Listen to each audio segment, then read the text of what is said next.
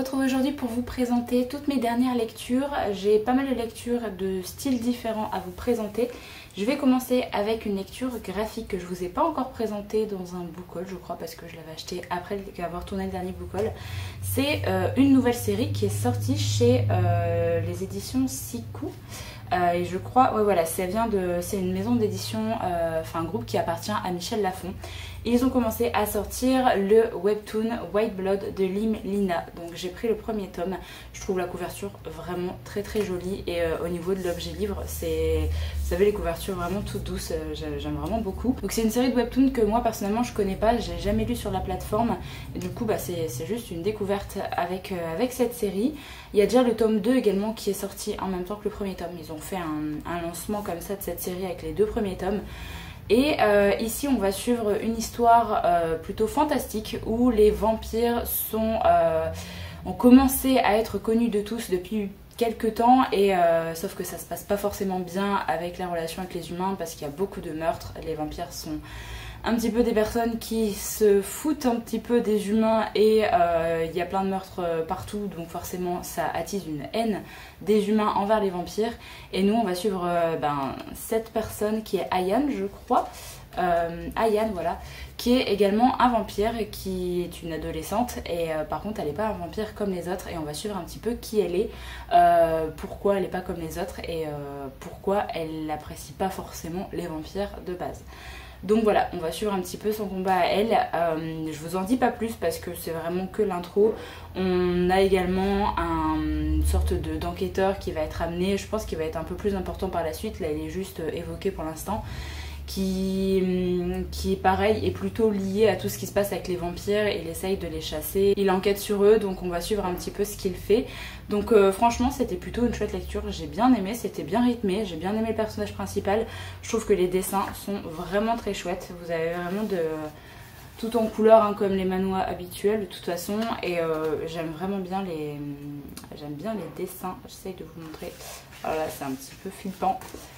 Mais voilà, franchement j'aime beaucoup les dessins avec le personnage.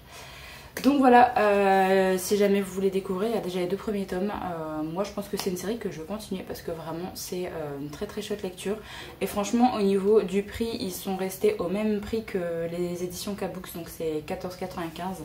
Et au niveau de l'objet livre, franchement, il est super joli. Alors ensuite, j'ai terminé une trilogie qui est la trilogie Dark Elements de Jennifer L. Armentrout avec le tome 2 et le tome 3. J'attendais de finir cette saga avant de vous en reparler parce que clairement, j'ai pas eu grand chose à dire sur le tome 2.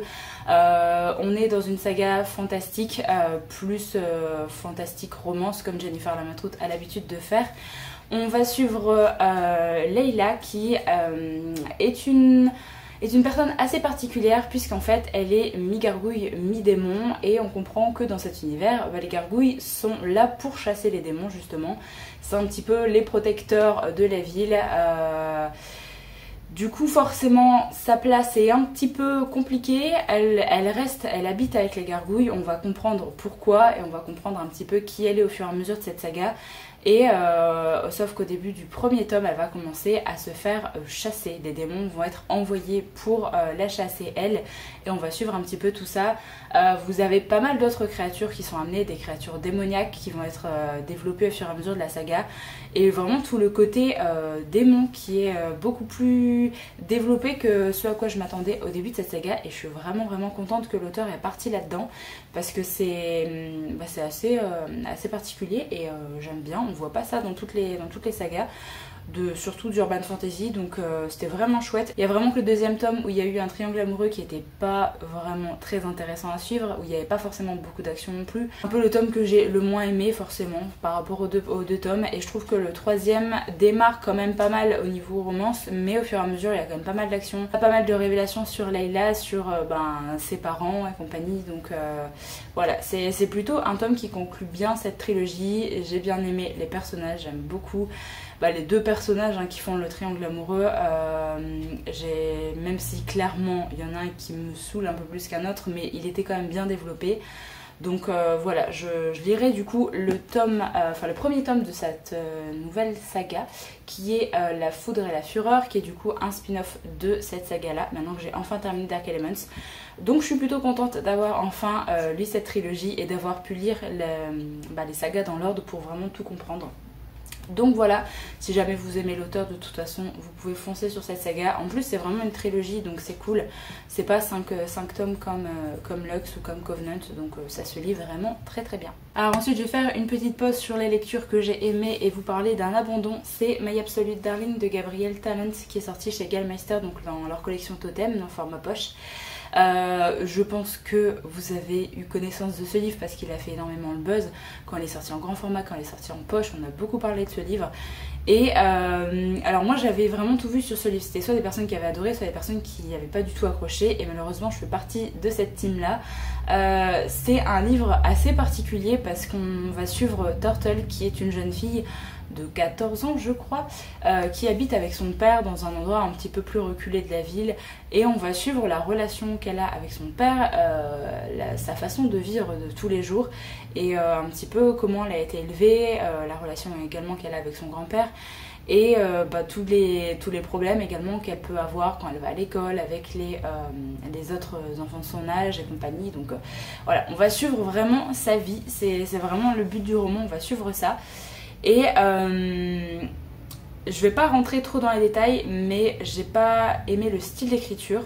C'est un style d'écriture assez particulier. On suit un petit peu les pensées du père, on suit beaucoup les pensées de Turtle, et j'ai trouvé qu'au niveau psychologique, quand on suit Turtle, ça m'a dérangé clairement.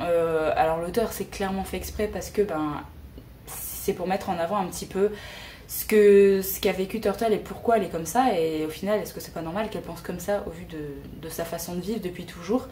Donc je pense que l'auteur a clairement fait exprès de mettre ces pensées là de cette façon, mais ça m'a clairement dérangée. J'ai pas du tout accroché au personnage, que ce soit au père à la fille également. C'est un peu trop violent, un peu trop cru pour moi. Plus trigger warning, si vous ne connaissez pas, il y a de la pédophilie. Moi clairement j'ai failli arrêter à ce moment là parce que vraiment ça m'a dérangé beaucoup.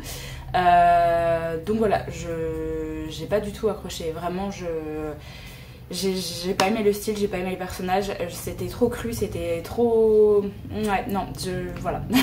Je vais pas en dire trop parce que sinon je vais spoiler, mais vraiment, c'était pas pour moi. Donc, je comprends que les gens ont pu aimer parce que c'est un livre qui est vraiment assez particulier dans sa façon de raconter un petit peu l'histoire de Turtle, avec les personnages également qui sont quand même charismatiques. Mais du coup, c'est soit on arrive à s'accrocher à eux, soit pas du tout. Et voilà, moi ça n'a pas été le cas, donc tant pis pour ce livre là, mais il a tellement fait parler de lui, donc si jamais vous l'avez, ne vous arrêtez pas, à mon avis, clairement, vous pouvez tenter, il y a beaucoup de personnes qui ont aimé, mais moi ça l'a pas fait pour ça. Alors ensuite, j'ai enfin lu le premier tome de la saga Blackwater, donc de Michael McDowell, donc c'est La Crue, qui est sorti chez les éditions Monsieur Toussaint l'ouverture. Je vais pas m'étendre beaucoup sur ce livre là, on le voit passer partout. La saga est terminée, il y a déjà pas mal de personnes qui ont terminé cette saga aussi. J'arrive un petit peu après la guerre, mais j'avais pas envie de lire au même moment que tout le monde, on voyait trop, et du coup j'ai vraiment essayé de regarder aucun avis sur ce livre là, sur cette saga, parce que je savais que si je commençais à regarder des avis, déjà que je voyais les photos partout, je le voyais passer partout, je me suis dit si je commençais à regarder les avis, je vais plus avoir envie de lire ce livre là. Surtout que c'est des livres très courts, ils font, là le premier tome fait 250 pages, j'ai pas vu si les autres font à peu près ça, mais c'est quand même une saga, même s'il y a 6 tomes, c'est quand même... elle n'est pas très très grande non plus, donc voilà, je me suis lancée dedans, je l'ai lu en lecture commune, et c'est un titre, alors j'ai vu vraiment passer des coups de cœur déjà juste pour ce premier tome. Déjà, quand je voyais les photos, c'était en mode ah coup de cœur, on va éviter de lire parce que voilà, mais je me suis dit mais j'espère vraiment que ce sera mon cas, parce que je le vois tellement passer partout, je vois tellement des louanges que du coup je me suis dit ça va être mon cas aussi. Et ben ça n'a pas trop été le cas pour ce premier tome. J'ai eu un peu de mal à rentrer dans l'histoire au début. Surtout au niveau de l'histoire, en soi ça m'emballait pas tant que ça. On va suivre la ville de Perdido qui vient de subir une crue et en fait tous les habitants ont dû partir de chez eux, s'abriter à autre part. Et nous on va suivre deux personnages dans le prologue qui sont sur une barque pour essayer de voir un petit peu les dégâts qui sont dans la ville, qu'est-ce qu'il y aura à réparer. Bon, il y a beaucoup de choses à réparer parce que la crue a été vraiment énorme, mais pendant leur petite balade, ils vont s'apercevoir qu'il y a une femme qui est restée dans l'hôtel de la ville et ils vont s'approcher de l'hôtel et du coup ils vont la secourir et on va essayer de comprendre qu'est-ce qu'elle fait là, pourquoi elle n'est pas partie en même temps que les habitants, parce qu'il y a eu une alarme quand même qui a prévenu les habitants qu'il fallait partir parce qu'elle allait avoir la crue. Donc on va essayer de comprendre un petit peu qui est cette femme parce qu'elle est inconnue également à la ville. Elle venait d'arriver pour travailler là, donc on va suivre un petit peu ce qui se passe avec elle.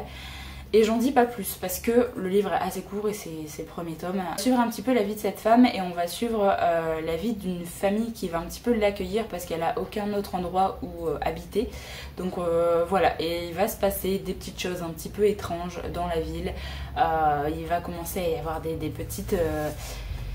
des scènes étranges. Je peux pas trop en dire parce que sinon je spoil, mais voilà, pour l'histoire je vais m'arrêter là. J'ai eu un peu de mal au début par rapport à l'histoire, comme je vous disais, c'était pas forcément une histoire qui m'intéressait plus que ça, mais au fur et à mesure c'est vrai qu'on est quand même, on rentre quand même dans l'histoire, on rentre dans cette ville, on suit un petit peu cette femme mystérieuse, on essaye de comprendre qu'est-ce qui se passe. Et il y a des petits mystères comme ça qui commencent à être posés, il y a des choses vraiment bizarres qui arrivent, on se pose des questions et on se fait des théories sur certaines personnes, donc c'est plutôt bien amené. Donc la fin vraiment améliore, je trouve, mon envie de lire la suite, parce qu'au début c'était pas trop le cas, mais au niveau de la fin ça titille la curiosité, je trouve. Donc voilà, l'auteur a quand même bien réussi à mettre en place sa petite histoire et je lirai la suite avec plaisir. Je pense que voilà, une fois que l'histoire est posée, ça va peut-être monter un peu crescendo, mais à voir ce que ça donne avec la suite. Donc voilà, pas de coup de cœur comme beaucoup ont pu avoir apparemment, mais une bonne découverte. C'est vrai que le fait que ce soit un mélange de genres, c'est assez chouette parce qu'on est vraiment... on a des petits mystères, on est un petit peu avec une famille, donc ça fait limite secret familial, un petit peu mystère, un petit peu fantastique. Enfin, il y a plein de genres comme ça qui se sont mêlés dans ce titre-là, donc j'attends de voir ce que l'auteur nous réserve avec la suite. Ensuite, j'ai lu deux contemporains qui sont pas forcément... Enfin, c'est pas forcément des livres que j'ai l'habitude de lire au niveau de leur thématique, c'est vraiment très différent de ce que je lis habituellement. Mais j'en avais entendu parler, alors il y en a un, j'ai entendu parler sur la chaîne de Mrs. Book-Herman, et l'autre, je sais plus où, mais je l'avais entendu parler, peut-être également sur sa chaîne, je sais plus. Alors le premier c'est Chanson douce de Leila Slimani qui est sorti chez Folio. Du coup on est dans un contemporain qui est très court, les deux sont très courts de toute façon, celui-là fait 240 pages. Je savais plus de quoi ça parlait en commençant ce livre-là et j'étais assez étonnée du thème et je trouve qu'ils auraient dû garder le titre du livre VO parce que je trouve que c'est plus parlant en fait par rapport à l'histoire. Bref, là on va suivre une famille de deux parents et deux enfants. La mère reste au foyer depuis qu'elle a eu ses enfants. Elle a été diplômée en droit et elle est restée maman au foyer pour éduquer ses enfants. Et parce que forcément, ils n'avaient pas forcément l'argent nécessaire pour employer quelqu'un non plus au début. Là, elle commence à vraiment pas se sentir bien, elle remet pas mal de choses en question et elle souhaite reprendre son travail. Donc elle va essayer de voir pour mettre les enfants en crèche, pour mettre les enfants en halte garderie, sauf qu'il n'y a pas forcément beaucoup de place et ils s'y prennent au mois de février ou février-mars, quelque chose comme ça, et du coup ils vont finir par embaucher quelqu'un pour garder les enfants chez eux. Ils ont des critères assez précis, assez... bon, je vais pas rentrer dans les détails, mais assez... raciste, assez... voilà, sans rentrer dans les détails. Donc ils cherchent vraiment un petit peu leur perle rare de nounou. Ils vont trouver quelqu'un qui leur convient et qui coche un petit peu tous leurs critères. Et du coup, la femme va repartir au travail. Elle va travailler assez tard parce que elle travaille dans un cabinet d'avocats, donc forcément il y a pas mal d'heures de travail vu qu'elle est à temps plein. Donc la nounou va être là de plus en plus présente pour les enfants. Et au début, elle garde les enfants juste la journée, après elle reste tard le soir, et au fur et à mesure, la nounou va s'immiscer un petit peu dans la vie de cette famille. Et on va suivre ce qui se passe vraiment dans cette famille. Et au tout début du roman, on a juste un point de vue qui se passe dans le futur, où la mère arrive chez elle, rentre chez elle, et en fait, eh bien, il s'est passé un drame dans sa famille. Je vous laisse deviner un petit peu, c'est pas très compliqué, mais voilà, on est déjà au courant de ce qui va se passer au tout début du roman et on va suivre un petit peu les événements, on va retourner dans le passé pour suivre les événements au fur et à mesure. Donc voilà, j'en dis pas plus parce qu'il est relativement court. Je m'attendais pas à ce que ce soit autant prenant parce que vu qu'on a un petit peu... Enfin, pas la fin, mais si on sait un petit peu comment l'histoire va se terminer, je pensais pas que ça allait être aussi prenant. Et j'ai trouvé que c'était bien mis en place par l'auteur parce que on a vraiment tout le point de vue des parents, on essaye de comprendre un petit peu pourquoi ils sont comme ça, après on a le point de vue de la nounou, du coup on comprend pourquoi elle est comme ça et c'est vraiment bien parce que l'auteur met en place les personnages, elle les met bien en place, elle met vraiment tout leur passé en évidence, comme ça on peut vraiment se faire notre propre choix, oui et non, par rapport à ce qui s'est passé, mais je veux dire, on comprend vraiment bien pourquoi il se comporte comme ça, en fait, tout simplement, malgré que ce soit un roman très court. Donc voilà, c'est vraiment une auteure que je voulais découvrir parce que j'en avais vraiment entendu beaucoup de bien, surtout avec ce titre-là, et je suis très contente de l'avoir découvert parce que c'était vraiment une chouette lecture. C'était peut-être un peu court, j'aurais bien aimé que ce soit encore un peu plus développé, mais ça a fait son job clairement parce que c'était assez addictif. J'avais vraiment envie de savoir pourquoi ça en était arrivé là. Et il y a vraiment des passages où on a envie de gifler des personnages, on a envie de leur dire mais pourquoi vous réagissez comme ça, c'est pas normal. Enfin je sais pas, il y a plein de choses qui vont pas, mais voilà, c'est assez particulier, mais c'est plutôt chouette de ressentir ça envers des personnages, donc c'est que l'auteur a bien fait son job. Si jamais vous avez d'autres romans de l'auteur à me conseiller, n'hésitez pas à me dire ça dans les commentaires parce que je suis assez curieuse de voir un petit peu ce qu'elle a pu faire. Là, on nous dit dans le jardin de l'ogre, chanson douce, sexe et mensonge, parole d'honneur, le diable est dans les détails, Simone Veil mon héroïne et comment j'écris, dans la page du même auteur à la fin. Donc si jamais vous avez lu un des titres et que vous avez vraiment adoré, n'hésitez pas à me dire ça dans les commentaires. Et ensuite le deuxième contemporain que j'ai lu, c'est Les choses humaines de Karine Thuil, qui est sorti également chez Folio. Alors là j'avais envie de le lire parce qu'au vu du résumé ça me tentait bien. J'avais bien envie de voir comment l'auteur s'était pris pour amener ce genre d'histoire, puisqu'en fait on va suivre une famille où tout leur réussit un petit peu d'apparence. Tout leur réussit d'apparence parce que on suit une mère, son fils et le père qui est là mais qui en fait ne vit plus vraiment avec sa femme, il a quelqu'un d'autre, voilà, on comprend un petit peu qu'ils restent ensemble juste pour leur fils et voilà, sinon ils font chacun un peu leur vie. Donc on va un petit peu comprendre cette famille, qui ils sont, parce que les deux parents sont quand même assez connus, surtout le père il est connu, il fait des émissions, la mère elle est quand même assez connue parce qu'elle a fait des écrits, elle fait des essais, elle est assez féministe, du coup elle est assez connue. Sauf qu'à un moment donné la police va venir taper chez eux parce que leur fils va être accusé de viol. Et du coup, on va essayer de comprendre ce qui s'est passé parce qu'on a eu le point de vue du fils où il est parti à une soirée et du coup, on a lu en fait ce qui s'est passé par rapport au point de vue du fils. Donc, on va voir un petit peu si c'était vraiment la vérité, est-ce que du coup il a tout raconté, qu'est-ce qui s'est passé, parce qu'après on va avoir le point de vue également, alors on a le point de vue également des parents, on a le point de vue d'autres personnages qui vont rentrer un petit peu en jeu dans cette histoire, et on a le point de vue de la victime qui va être amené mais beaucoup plus tard dans le récit. Et on va avoir tout ce questionnement de est-ce que c'est vrai ou pas, est-ce que en tant que mère, la mère du fils qui va être accusé, est-ce que du coup elle... comment elle peut réagir, parce qu'elle elle a toujours défendu beaucoup de choses par rapport aux droits de la femme. Elle est très féministe et en fait elle a son fils qui se fait accuser de viol, donc forcément beaucoup de personnes lui tombent dessus et elle ne sait pas trop comment réagir parce que c'est son garçon et en même temps il y a ses convictions qui rentrent en jeu. Donc on va vraiment avoir tout ce questionnement qui va être amené au fur et à mesure du roman et j'ai vraiment beaucoup aimé.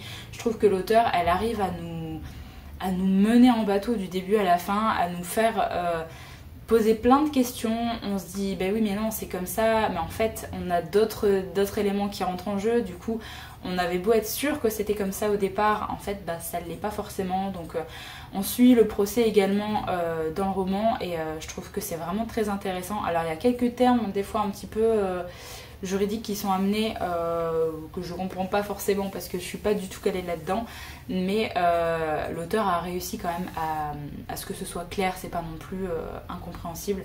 Mais voilà, j'ai vraiment bien aimé ce livre-là et pareil, c'est une découverte de l'auteur, donc n'hésitez pas à me dire.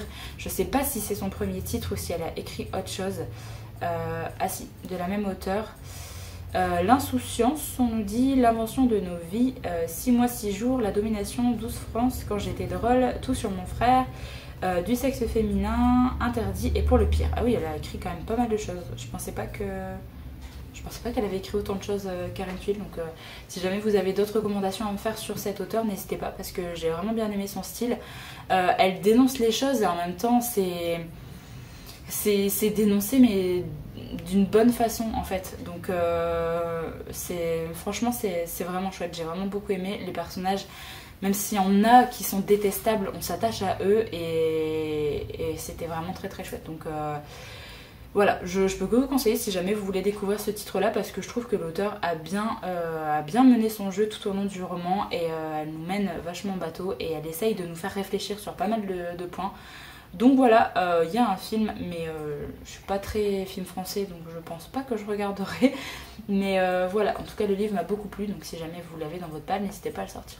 Alors je vous avais dit la dernière fois que je continuais la saga Charcot et Annabelle, donc j'ai lu le syndrome E de Franck Tillier qui est publié chez Pocket.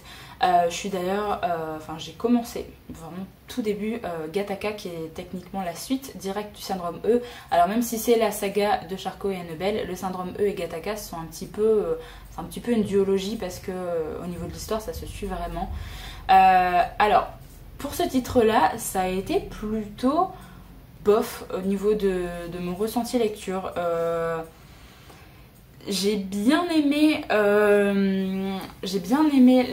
l'approche de Charcot et Annabelle dans ce livre-là. J'ai bien aimé la façon dont ils se sont rencontrés. J'ai bien aimé un petit peu l'enquête. Mais je trouve que l'histoire était trop longue et on se baladait partout. Enfin, vraiment, au bout d'un moment, j'étais paumée. Je trouve qu'il y avait trop de choses. On allait à trop d'endroits différents. Et vraiment c'était il y avait trop, en fait il y avait trop d'éléments. L'auteur a voulu vraiment faire quelque chose d'international et moi ça m'a perdu en fait au fur et à mesure du titre. Au début de l'histoire on va suivre Lucie Annabelle qui va être appelée par un ancien compagnon qui va lui dire voilà je suis à l'hôpital, je vois plus rien. Il est devenu aveugle et il va lui expliquer un petit peu comment. Il est assez fan de vieux films et il a été chez quelqu'un qui vendait les vieux films parce que son père est décédé. Du coup, lui faisait un tri dans ses affaires et du coup, il a mis en vente sur le bon coin tous les vieux films qu'il collectionnait. Lui, étant fan de vieux films, il a été voir un petit peu ce que c'était et il a fait quand même une bonne affaire. Il a réussi à acheter des films qu'il voulait. Et en voulant regarder un des films, il y a eu un flash blanc au début et il est devenu aveugle suite à ça. Donc Lucie va le voir, elle va essayer de comprendre ce qui se passe. Ouais, elle lui dit je peux pas faire grand chose pour toi, c'est au médecin de voir un petit peu ce qui se passe, mais en tout cas, ce que tu me dis, moi je peux rien y faire, je suis policière, je peux pas faire grand chose pour toi. Mais ça va quand même un petit peu la tracasser et elle va essayer de savoir pourquoi le film a fait ça, est-ce que c'est vraiment le film qui est en cause. Et elle va le visionner, elle va trouver des choses assez crues dans ce film-là. Pour pas rentrer dans les détails, il y a des choses très gore qui sont décrites d'ailleurs et c'était pas...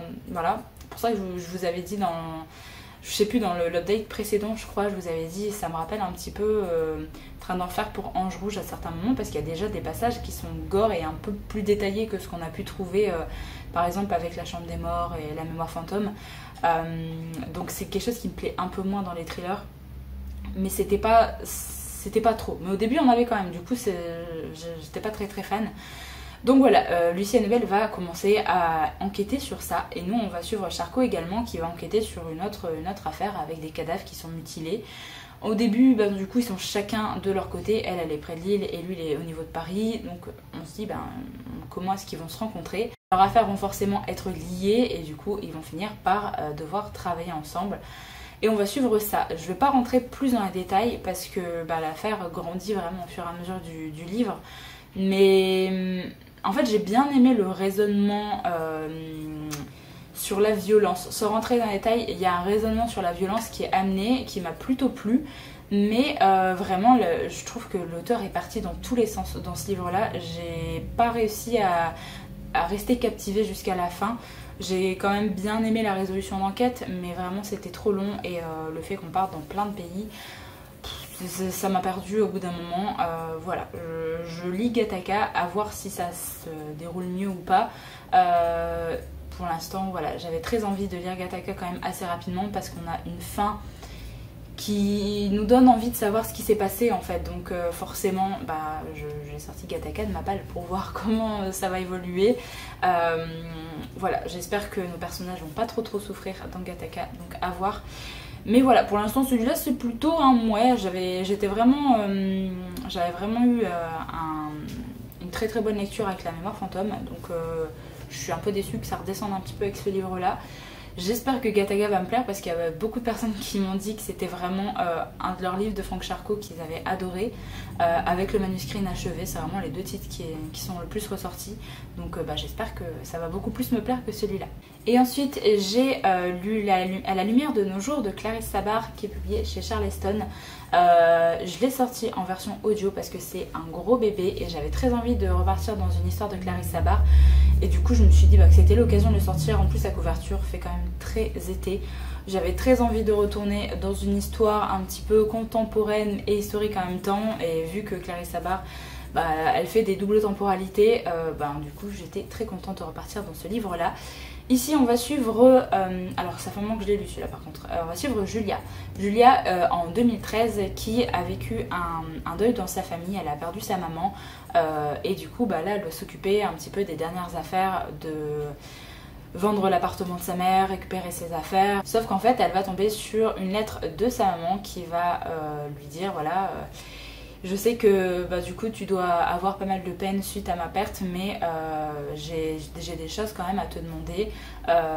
Julie a vécu quand même une vie pas forcément facile ces derniers temps parce qu'au niveau boulot ça s'est pas forcément bien passé non plus. Du coup là elle est sans emploi pour l'instant, elle sait pas trop ce qu'elle veut faire, elle est un peu perdue dans sa vie et sa mère dans sa lettre va lui demander de retourner dans son village natal où il y a son père qui est là.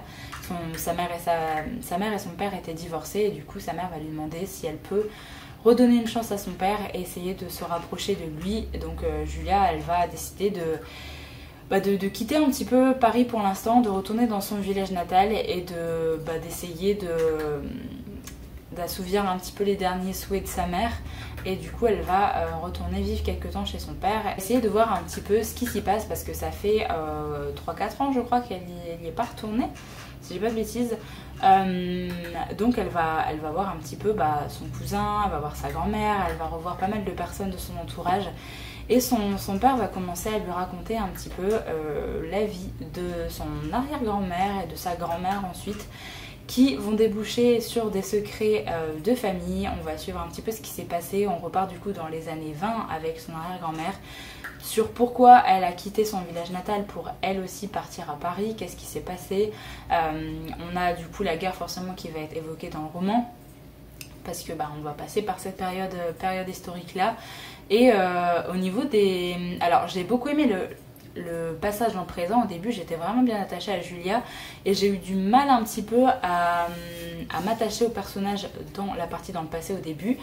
Mais ça s'est quand même assez vite résolu ce petit problème parce que je me suis bien attachée quand même à l'arrière-grand-mère et la grand-mère de Julia. Et c'était vraiment très chouette, j'ai bien aimé les suivre dans les années 20, j'ai bien aimé suivre un petit peu tout ce qu'elles vont vivre à Paris et un petit peu aussi les découvertes des secrets qui se sont plus ou moins enfouis au fur et à mesure du temps. J'ai été quand même assez surprise par rapport aux secrets familiaux qui sont évoqués à la fin du roman. Je m'attendais pas forcément à ça, on a quand même pas mal d'infos en très peu de temps à la fin et du coup j'étais en mode bon d'accord il s'est passé ça, d'accord. Voilà, c'était plutôt une chouette lecture, j'aime vraiment bien le style de Clarissa Bard, ça se lit bien, on accroche. Enfin, j'accroche vraiment bien à son style d'écriture, je m'attache beaucoup au personnage à chaque fois. Voilà, à part la partie dans le passé où c'était un petit peu lent à se mettre en place, sinon vraiment j'ai beaucoup aimé ce titre-là. Donc je suis très contente de l'avoir lu. Je rentre pas trop dans les détails parce que on a double temporalité, après c'est des secrets de famille, donc forcément il faut un petit peu découvrir cette famille-là.